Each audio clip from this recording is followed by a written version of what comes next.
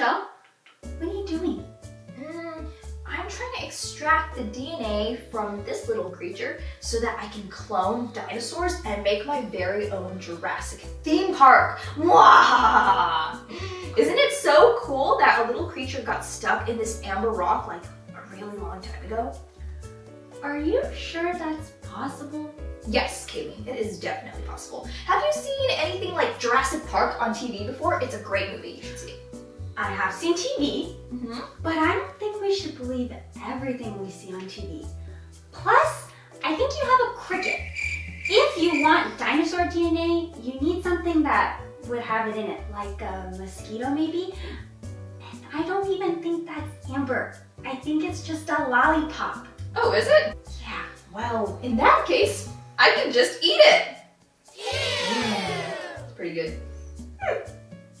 Okay, well, funny enough, I actually just saw some news about amber. I was browsing this scientific journal where they released the newest scientific research, and they actually published an article back in 2021, and the title was called Crab in Amber Reveals an Early Colonization of Non-Marine Environments During the Cretaceous. That's a lot of words, Kayleen. Crab in what? Crab in amber. Simply put, scientists found this super old marine crab preserved in fossilized amber. Take a look at this. Wow, amazing! Look at the details on that. You can even see the little hairs on its legs. I know, right? My question when reading this article was, how did a critter that lives in the sea, like a crab, end up preserved in tree sap? This is quite the mystery. What do you think, Michelle? Well, maybe the crab isn't a sea crab. Maybe it's a land crab and it just hangs out outside of the ocean and it got stuck in the sticky tree sap.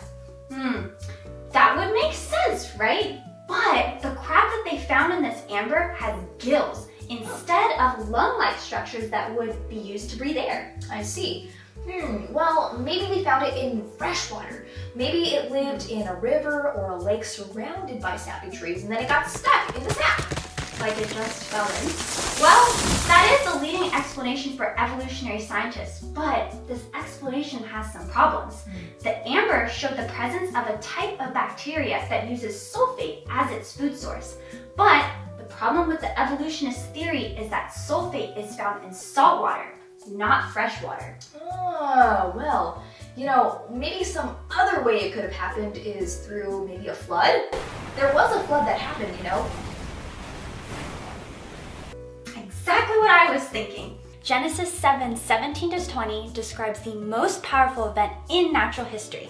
It says, "Then the flood came upon the earth for 40 days, and the water increased and lifted up the ark so that it rose above the earth.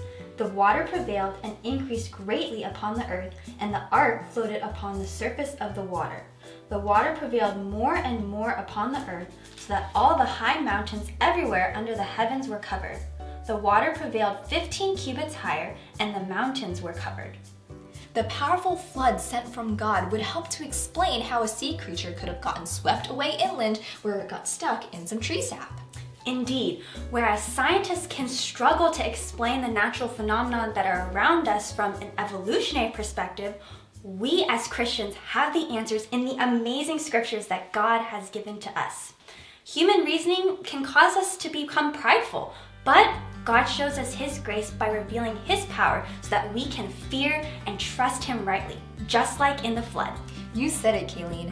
That about wraps it up for this episode. So the next time that you find a bug that's trapped in amber, Or a lollipop with a bug inside, we hope that you can remember that creation is cool, but our Creator is even cooler. We'll see you next time!